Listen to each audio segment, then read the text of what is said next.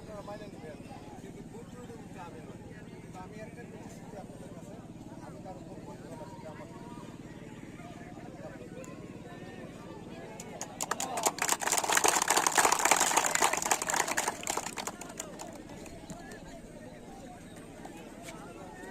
খেলা শুরু হয়ে যাবে। আমি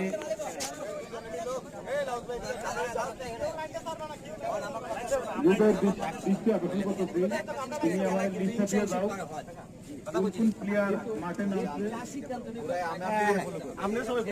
গুরুত্বপূর্ণ অন্যায় করলে উনি লাল কার্ডও দেখাইতে বাধ্য থাকবে এবং 20 মিনিট খেলার পরে তোমরা প্লেয়ার রদ্দদল করবা, এর আগে রদ্দদল হইতো না এবং আমাদের রেফারি অনুমতি নিয়ে, ঠিক আছে?